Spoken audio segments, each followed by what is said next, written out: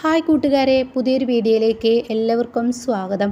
അങ്ങനെ വസുന്ധരയെ കെണിയിൽ ചാടിച്ചിരിക്കുകയാണ് കേട്ടോ ഗൗതം ഒരുക്കുന്ന ആ കെണിയിലോട്ട് വസുന്ധര വന്ന് വീഴാണ്. 50 ലക്ഷം മുഖം മറിച്ച് ഗൗതം തട്ടിയെടുക്കുകയാണ്. പിന്നീട് ഒരു ഒഴിഞ്ഞ ഏരിയയിലോട്ട് ഒരു വീട്ടിലോട്ട് ഗൗതം കയറി പോവാണ് കേട്ടോ. പിറകെ നിധിയും വരുന്നുണ്ട്. അവിടെയാണ് കളി തുടങ്ങുന്നത് കേട്ടോ. പക്ഷേ ഗൗതമാണെന്ന് അറിയാതെ ഈ വസുന്ധര ഈ പണം നൽകാൻ വേണ്ടി ഗൗതമിനോട് ആവശ്യപ്പെടുകയാണ്. അതായത് കള്ളൻ, നീ മര്യാദയ്ക്ക് ഈ പണം തായത് എൻ്റെ പൈസയാണെന്ന് പറയുമ്പോൾ ഗൗതം തിരിച്ച് പറയുന്നുണ്ട് കേട്ടോ, ഇത് നിങ്ങൾ ആ കമ്പനിയെ തട്ടിച്ചുണ്ടാക്കുന്ന പണമല്ലേ. അപ്പോൾ വസുന്ധര ഇങ്ങനെ ചിന്തിക്കുന്നുണ്ട്, ഇവനെങ്ങനെ ഇപ്പോൾ ഇതറിഞ്ഞു, ആരുടെ നീ എന്തൊക്കെ ചോദിക്കുമ്പോൾ ഞാൻ ആരെന്ന് നിൽക്കട്ടെ, നിങ്ങൾ അങ്ങനെ തട്ടിയെടുക്കുന്ന പണമല്ല, അപ്പോൾ പിന്നെ നിങ്ങൾക്ക് എന്തിനാ, മര്യാദക്ക് പോയിക്കോ, ഇതാ കത്തി എൻ്റെ കയ്യിലെന്ന് പറഞ്ഞിട്ട് ഗൗതം ഈ കത്തി എടുത്ത് ചൂണ്ടിക്കാണിക്കുമ്പോൾ ശരിക്കും വസുന്ധര പേടിക്കുന്നുണ്ട് കേട്ടോ. പക്ഷേ ഇതെല്ലാം നിധിയോട് മറഞ്ഞു നിന്ന് മൊബൈൽ പകർത്താൻ പറയുന്നുണ്ട്.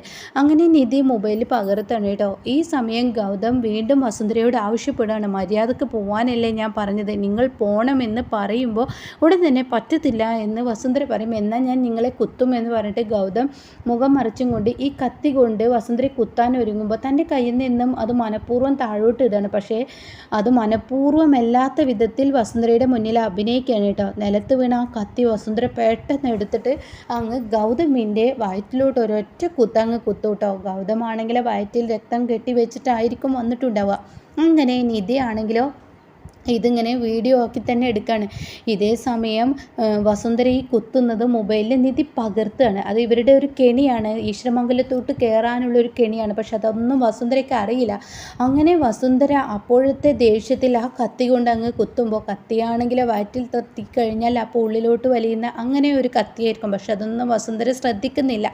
അങ്ങനെ ഗൗതം അപ്പം തന്നെ അവിടെ വീഴാണ്. പിന്നീട് വസുന്ധര വന്ന് നോക്കുകയാണ്, ഈശ്വര, ഞാൻ എന്ത് അബദ്ധമാണ് കാണിച്ചത്, ഞാൻ എന്തിനാണ് ഇയാളെ കുത്തിയത്, ഇയാൾ ആരായിരിക്കും, ഇയാളിപ്പോൾ എന്തിനാ എൻ്റെ കൺമുന്നിൽ വന്നിരിക്കുന്നത്, എനിക്കൊന്നും മനസ്സിലാവുന്നില്ലല്ലോ എന്നൊക്കെ പറഞ്ഞിട്ട് വസുന്ധര ആ കത്തി കൊണ്ട് കുത്തിയ ആ ഒരു ഷോക്കിൽ ആ കത്തി താഴോട്ടിടുകയാണ്. എന്താണ് ഇവിടെ സംഭവിച്ചതെന്നറിയാതെ വസുന്ധര ആ കത്തി താഴോട്ടിട്ടതിന് ശേഷം വസുന്ധര പണപ്പെട്ടി എടുക്കണം. ഈശ്വര, ഞാനിവിടെ നിന്ന് രക്ഷപ്പെടണം, അല്ല എങ്കിൽ അതെനിക്ക് ആപത്താണെന്ന് മനസ്സിലാക്കി വസുന്ധര രക്ഷപ്പെടാൻ ശ്രമിക്കുന്ന ആ സമയം വസുന്ധരയ്ക്ക് തോന്നുകയാണ്, ഇനിയിപ്പോൾ അങ്ങനെ വിട്ടാൽ ശരിയാവില്ലല്ലോ, എന്തായാലും വേണ്ടില്ല, ഞാനൊന്ന് ഇവൻ്റെ മുഖം ഒന്ന് കാണട്ടെ, ഇവൻ ആരായിരിക്കും, എൻ്റെ പണം, എൻ്റെ കമ്പനിയെക്കുറിച്ചും കമ്പനിയെ തട്ടിച്ചും വെട്ടിച്ചുമാണ് ഞാനിതൊക്കെ ചെയ്യുന്നതെന്നൊക്കെ ഇവനെ അറിയാം, ഇതാരായിരിക്കും എന്നറിയാൻ വേണ്ടി വസുന്ധര ഗൗതമിൻ്റെ മുഖത്തിട്ട മുഖം മൂടി അഴിക്കാൻ വേണ്ടി വരുമ്പോൾ നിധിയാണെങ്കിലോ, ഈശ്വര പെട്ടല്ലോ, ഇയാളാണെങ്കിലോ ഇനിയിപ്പോൾ ഈ വസുന്ധരയാണെങ്കിലോ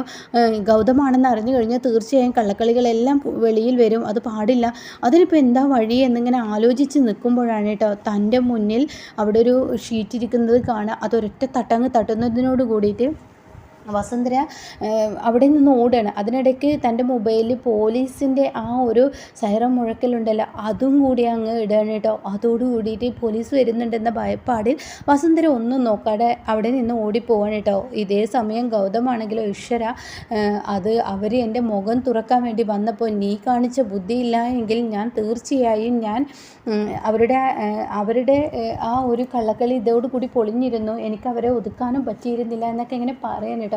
എന്തായാലും നമ്മൾ വിജയിച്ചിരിക്കുന്നു, എവിടെ നീ എടുത്ത വീഡിയോ എന്ന് ചോദിക്കുന്നുണ്ട് കേട്ടോ. അങ്ങനെ വസുന്ധര ഗൗതമിനെ കുത്തുന്ന ആ വീഡിയോ ആണ് കേട്ടോ. മുഖം മറിച്ചത് കൊണ്ട് തന്നെ വേറെ ആരോ ആണ് കുത്തിയതെന്ന് മനസ്സിലാക്കണം. ഇതേ സമയം വസുന്ധര പെട്ടെന്ന് അവിടെ നിന്ന് തന്നെ വിളിക്കുന്നുണ്ട് ഗുണ്ടകൾക്ക്, എടോ താങ്കളോട് എൻ്റെ കൂടെ വരണമെന്ന് പറഞ്ഞിട്ട് നിങ്ങൾ വന്നില്ലല്ലോ, ഇനി പോട്ടെ, ഈ ഗോഡൗണിൽ ഒരു ഡെഡ് ബോഡി ഉണ്ട്, പെട്ടെന്ന് നിങ്ങൾ അതെടുത്ത് കൊണ്ടുപോകണം, അവൻ മരിച്ചിരിക്കുന്നു എന്നുള്ള സത്യം പറയാം കേട്ടോ. അപ്പോൾ ഉടൻ തന്നെ, മാഡം അതൊക്കെ റിസ്ക് അല്ല, ഞാൻ എന്ത് റിസ്ക് ആണെങ്കിലും എത്ര ക്യാഷും ഞാൻ നിങ്ങൾക്ക് തരാം, നിങ്ങൾ പെട്ടെന്ന് ഈ ഡെഡ് ബോഡി കൊണ്ടുപോകണമെന്ന് പറയുന്നുണ്ട് കേട്ടോ.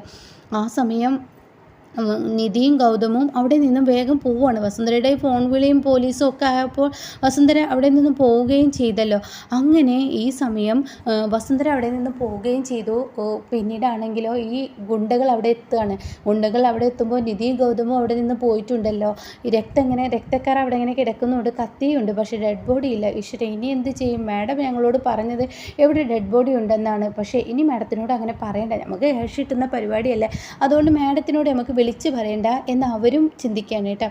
ഇതേസമയം വീട്ടിൽ വന്ന വസുന്ധര ആകെ ബുദ്ധിമുട്ടിലാവണം. ഈശ്വര, എൻ്റെ കള്ളക്കളികളെല്ലാം പൊളിയുമല്ലോ, ഞാൻ ഒരാളെ കൊന്നിരിക്കുന്നു, അത് തെളിയോ, ഇനിയിപ്പോൾ അവന്മാരെ ആ ഡെഡ് ബോഡി കുഴിച്ചിട്ടിട്ടുണ്ടാവുമോ എന്നൊക്കെ പല ചോദ്യങ്ങൾ തന്നോട് തന്നെ 1000 വട്ടം വസുന്ധര ഇങ്ങനെ ആവർത്തിച്ചും കൊണ്ടിരിക്കുകയാണ് കേട്ടോ.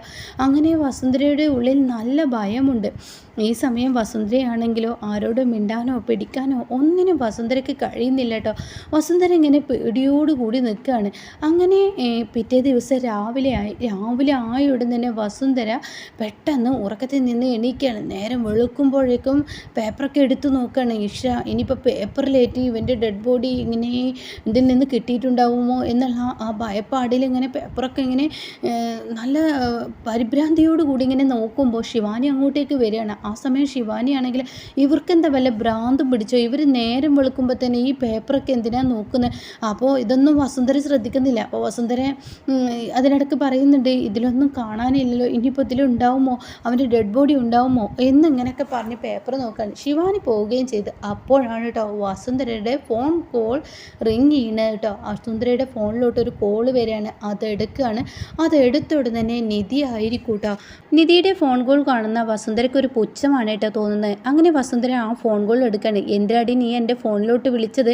ഓഹോ, നിധിയാണ് വിളിച്ചതെന്ന് നിങ്ങൾക്ക് മനസ്സിലായല്ലോ, അതുതന്നെ വലിയ ഭാഗ്യം. അതെന്താടി നീ എന്നെ കോരുന്നത്? അതെ, നിങ്ങൾ എന്നോട് പല കാര്യങ്ങളും പറയാറുണ്ടല്ലോ, അതിലൊരു കാര്യം പറയാനാണ് വിളിച്ചത്. എന്താ, നിങ്ങൾ തിരക്കിലാണോ? അത് കേട്ടോടൻ തന്നെ വസുന്ധര ചോദിക്കുകയാണ്, എന്താ നിന്നോട് ഞാൻ എല്ലാം പറയുന്നുണ്ടോ? അല്ല, നിങ്ങൾ വല്ല ടിവിയോ പത്രമോ വായിക്കുകയാണോ? അത് കേട്ടോടൻ തന്നെ വസുന്ധര, ആടി ഞാൻ പത്രം വായിക്കാൻ, നിനക്കെന്താ? അപ്പോൾ നിധി ചോദിക്കുകയാണ്, അല്ല പത്രം വായിക്കുന്നത് വല്ല ക്രിമിനൽ വേലകൾ എന്തെങ്കിലും നിങ്ങൾ ചെയ്തു വെച്ചിട്ടുണ്ടോ? അറ്റ്ലീസ്റ്റ് കൊലപാതകം എന്ന് പറയുമ്പോൾ വസുന്ധര പേടിച്ചു കേട്ടോ. ഈശ്വര, ഞാൻ കൊലപാതകം ചെയ്തത് ഇവളെങ്ങനെ അറിഞ്ഞു എന്നുള്ള ഭാവത്തിൽ വസുന്ധര ഇങ്ങനെ പേടിയോടുകൂടി നിൽക്കുകയാണ് കേട്ടോ. എന്താ ആൻറ്റി ഞാൻ ചോദിച്ചതിന് മറുപടി പറഞ്ഞില്ലല്ലോ. അത് കേട്ട ഉടൻ തന്നെ, എടി നിൻ്റെ ചോദ്യത്തിന് മറുപടി പറയലല്ല എൻ്റെ പണി, നീ മര്യാദക്ക് പറയടി, നീ എന്തിനാടി എനിക്ക് വിളിച്ചത്?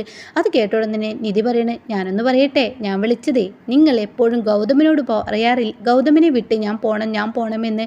എന്നാൽ നിങ്ങളോട് ഞാനൊരു കാര്യം പറയട്ടെ, ഇത്തവണ ഗൗതമിനെ വിട്ട് ഞാൻ തന്നെ അങ്ങ് പോയിക്കോളാം, അത് പറയാനാണ് വിളിച്ചത്. അപ്പോൾ ഗൗതം ഇതൊക്കെ കേട്ട് നിൽക്കുന്നുണ്ട് കേട്ടോ. ഗൗതമിനൊരു പുച്ഛമാണ് തോന്നുന്നത്. അത് കേൾക്കുന്ന വസുന്ധര, നീ എന്നെ പൊട്ടിയാക്കുക? അല്ല, പൊട്ടിയാക്കിയതല്ല, ഒരു കാര്യം നിങ്ങളോട് മുഖത്തടിച്ച് പറയാനാണ് ഞാൻ വിളിച്ചത്. നിങ്ങൾക്കൊന്നും ഞാൻ ഷെയർ ചെയ്ത ലൊക്കേഷനിലോട്ട് എത്താൻ പറ്റുമോ? അത് കേട്ടോടെ തന്നെ വസുന്ധര, എടി നീ എന്താ എന്നെ കളിയാക്കുകയാണോ? എത്ര പണം തന്നാലും എന്ത് തന്നാലും ഗൗതമിനെ വിട്ടു പോകാത്തവളാണല്ലോ നീ. ഇപ്പോഴും എനിക്ക് വിട്ടുപോകണമെന്ന് തോന്നി, അതുകൊണ്ടല്ലേ ആൻറ്റിയെ ഞാൻ വിളിച്ചത്. ആൻറ്റി വരുമോ?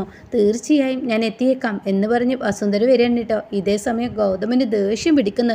നിധിയെ വിട്ടു പോകാനുള്ള വസുന്ധരയുടെ ആ ഉത്സാഹമുണ്ടല്ലോ, അത് തന്നെ ഗൗതമിനെ വല്ലാതങ്ങ് ദേഷ്യത്തിലാക്കണം കേട്ടോ. അങ്ങനെ ഒത്തിരി സമയമായിട്ടും വസുന്ധരയെ കാത്തുനിന്ന് വരുന്നില്ല. വസുന്ധരയാണെങ്കിൽ കാറെടുത്ത് സന്തോഷവതിയായി വരികയാണ്. ഇവളിപ്പോൾ എന്താ ഗൗതമിനെ വിട്ടു പോകാനുള്ള കാരണം? അതിപ്പോൾ എന്തായിരിക്കും? അങ്ങനെ എത്ര പറഞ്ഞാലും വിട്ടു പോകാത്തവളാണല്ലോ എന്നിങ്ങനെ ചിന്തിക്കുന്നുണ്ട് കേട്ടോ. അങ്ങനെ ഗൗതമിനെ വിട്ടു പോവുമല്ലോ നിധി എന്നുള്ള സന്തോഷത്തോടു കൂടി വസുന്ധര ഇവർ പറഞ്ഞ ആ ഒരു ലൊക്കേഷനിലോട്ട് എത്തുകയാണ് കേട്ടോ. അങ്ങനെ വസുന്ധരയുടെ കാർ വന്ന് നിൽക്കുമ്പോൾ ഗൗതം അവിടെ നിന്ന് മറഞ്ഞു നിൽക്കുകയാണ്. ഇതേ സമയം നിധിയെ കണ്ടുടൻ തന്നെ വസുന്ധര, എന്തിനാടി നീ എന്നെ വിളിച്ചത്? നീ എന്നെ കളിയാക്കാനാടി വിളിച്ചത്? അതെന്താ ആൻറ്റി, ഞാൻ കളിയാക്കുന്ന ആളാണെന്ന് ആൻറ്റിക്ക് തോന്നിയിട്ടുണ്ട്? അല്ല, പലതവണകൾ എന്നോട് നീ കാണിച്ചത് അങ്ങനെയാണ്. ഒരിക്കലും നീ ഗൗതമിനെ വിട്ടുപോകുന്ന എനിക്ക് തോന്നുന്നില്ല. അട്ട പറ്റിയതുപോലെ അവൻ്റെ മേൽ പറ്റിക്കിടക്കല്ലേ നീ. അപ്പം നിങ്ങളുടെ ഇടയിലും ആ ഒരു തോന്നലുണ്ട് ഇല്ലേ, ഞാൻ ഗൗതമിനെ ഒരിക്കലും വിട്ടുപോയില്ലെന്ന്. പിന്നെ എന്തിനാണ് നിങ്ങളത് ആഗ്രഹിക്കുന്നത്? അത് കേട്ട ഉടൻ തന്നെ വസുന്ധര പറയണേ, എന്താടി നീ വിളച്ചിൽ എന്നോടത്ത് നടത്തണം? അല്ല, ഞാൻ വിളച്ചിൽ നടത്തിയതല്ല, നിങ്ങളോടൊരു കാര്യം പറയാനാണ് ഞാൻ വിളിച്ചത്. എന്ത് കാര്യം? നിങ്ങൾ എന്തിനാ എൻ്റെ ആൻറ്റിയെ തല്ലിയത്? എൻ്റെ ഗൗതമിൻ്റെ അമ്മയെ നിങ്ങൾ എന്തിനാ തല്ലിയത്? അവരെ തല്ലിയതിന് നിങ്ങൾ മാപ്പ് പറയണം. ആരോടടി നീ പറയുന്നത്? എന്നോടാണോ നീ മാപ്പ് എന്ന വാക്ക് ഉപയോഗിക്കുന്നത്? ആരോടടി നീ പറയുന്നത്? അത് കേൾക്കുന്ന നിധി പറയണേ, നിങ്ങളെ കൊണ്ട് പറയിപ്പിക്കാൻ എനിക്കറിയാം, എന്നെ കൊണ്ട് പറയിപ്പിക്കാൻ എന്നെക്കൊണ്ട് ഒന്നിനും കഴിയില്ലടി. ഈ വസു വിചാരിച്ച ലോകം മുഴുവൻ വെട്ടിപ്പിടിക്കാനുള്ള അത്രയും പവർ എൻ്റെ കയ്യിലുണ്ട്, അത് നിൻ്റെ തോന്നലാണ് എന്ന് വസു നിധിയുടെ മുഖത്തടിച്ച് പറയുമ്പോൾ ഇതൊക്കെ ഗൗതമിന് ദേഷ്യം പിടിച്ച് മറന്നു നിന്ന് കേൾക്കുന്നുണ്ട് കേട്ടോ. അപ്പം നിധി പറയണേ, നിങ്ങൾക്ക് എന്ത് പവർ ഉണ്ടെങ്കിലും ഇതൊന്ന് കണ്ടിട്ട് നിങ്ങളങ്ങ് പോയിക്കോ. നിങ്ങൾ എൻ്റെ അമ്മയെ കൈവച്ചതിൽ ഞാൻ വെറുതെ വിടില്ല. പാറുവമ്മയുടെ നെറ്റി പൊട്ടിച്ചതിൽ, ചോരത്തുള്ളി നിലത്ത് വീണതിൽ നിങ്ങളെ ഞാൻ വെറുതെ വിടില്ല. മര്യാദയ്ക്ക് നിങ്ങൾ എൻ്റെ അമ്മയോട് പൂജാമറി വെച്ച് ദൈവം സാക്ഷിയാക്കി നിങ്ങൾ മാപ്പ് പറയണമെന്ന് പറയണ്ട. അത് കേൾക്കുന്നതിനോട് കൂടി വസുന്ധര പറ്റത്തില്ല എന്ന് പറഞ്ഞാൽ പറ്റത്തില്ല, ഇനിയും ഞാൻ അവരെ ഒരുപാട് ദ്രോഹിക്കും. അത് കേൾക്കുന്ന ഗൗതമിന് ദേഷ്യം പിടിക്കുകയാണ്. ഉടൻ തന്നെ നിധി പറയണേ, നിങ്ങളെ കൊണ്ട് പറയിപ്പിക്കാൻ എനിക്കറിയാം, നിങ്ങൾ പറയും ഇല്ലടി എന്ന് പറഞ്ഞാൽ ഇല്ല, എന്നാൽ ഇതൊന്ന് കണ്ടു നോക്കുക എന്ന് പറഞ്ഞിട്ട് വസുന്ധരയ്ക്ക് ഈ വീഡിയോ കാണിച്ചു കൊടുക്കാനായിട്ടാ. വസുന്ധര ഈ വീഡിയോ കാണുമ്പോൾ ആകെ പേടിച്ചു പോണേ. ഈശ്വര, ഞാൻ ഒരാളെ കുത്തിയ വീഡിയോ ആണല്ലോ. ആ ഭയപ്പാടിൽ വസുന്ധര ഇങ്ങനെ നിൽക്കണം കേട്ടോ. ഉടൻ തന്നെ നിധി പറയണേ, നിങ്ങളൊരു കൊലപാതകിയാണ്.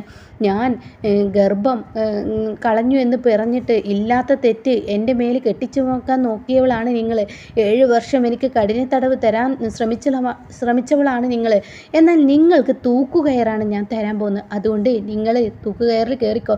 ഞാനിത് മീഡിയക്കും അതുപോലെ തന്നെ ഗൗതമിനും ഇതൊക്കെ കാണിച്ചു കൊടുക്കാൻ പോവാണ്. നിങ്ങളെ തൂക്കുകയറിൽ കയറ്റാൻ പോവാണ് എന്ന് പറയുമ്പോൾ വസുന്ധര പറയണം, നിധി നീ എന്നോട് ക്ഷമിക്കണം, ഞാൻ എൻ്റെ പെട്ടെന്നുള്ള ആവേശത്തിൽ പറഞ്ഞതാണ്. നിധി എന്നോട് നീ ക്ഷമിക്കണം, പ്ലീസ് എന്നൊക്കെ പറഞ്ഞ് കാല് പിടിക്കുമ്പോൾ അവസരത്തിനനുസരിച്ച് തരമാറുന്ന നിങ്ങളുടെ ഈ സ്വഭാവം ഉണ്ടല്ലോ, അതൊന്നും എൻ്റെ അടുത്ത് നടക്കില്ല.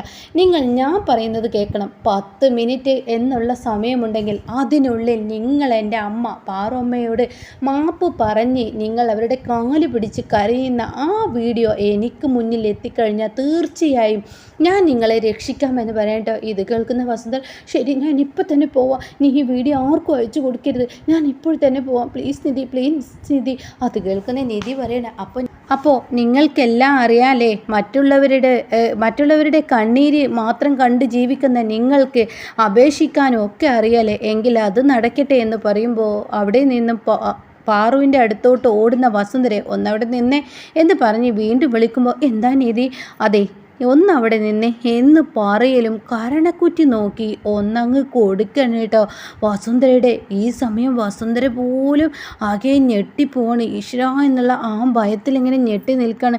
പിന്നീട് വസുന്ധരയോട് പറയണേ, ഇത് നിങ്ങൾ എൻ്റെ പാറുവമ്മയുടെ ദേഹത്ത് കൈവച്ചതിൽ ഇതിനാണ് നിങ്ങൾക്ക് ഈ അടി എന്ന് പറയുമ്പോൾ വസുന്ധര തൻ്റെ കരണക്കുറ്റി ഇങ്ങനെ പിടിച്ചു നിൽക്കുമ്പോൾ അപ്പുറത്തെ കൊല്ലിയിലോട്ട് നോക്കി ഒന്നങ്ങ് കൊടുക്കണം കേട്ടോ.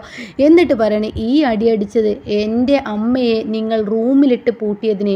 അങ്ങനെ ആ ഒരു അടിയും കൂടി കിട്ടുമ്പോൾ 2 കൊലയിലും കൈ വെക്കുമ്പോൾ ആ 2 കൈയും പിടിച്ച് ഒരടിയും കൂടി അടിച്ചിട്ട് പറയണേ, ഇനിമേൽ ആവർത്തിക്കാതിരിക്കാൻ എന്നും പറയുമ്പോൾ വസുന്ധരയ്ക്ക് പക ഇങ്ങനെ കൂടി വരാനായിട്ട് നിധിയോട്. എന്നാൽ ഗൗതം അതൊട്ടും പ്രതീക്ഷിച്ചില്ല. ഗൗതം അടിക്കുമെന്നുള്ള ആ ഒരു ഇതൊന്നും ഗൗതമിന് ഉണ്ടായിരുന്നില്ല. പക്ഷേ നിധി അടിക്കുന്നത് കാണുമ്പോൾ ഗൗതമും ആകെ ഞെട്ടിപ്പോവാനായിട്ട്. അപ്പോൾ ഇനി വരാനിരിക്കുന്ന എപ്പിസോഡ് ഇങ്ങനെയാണ്.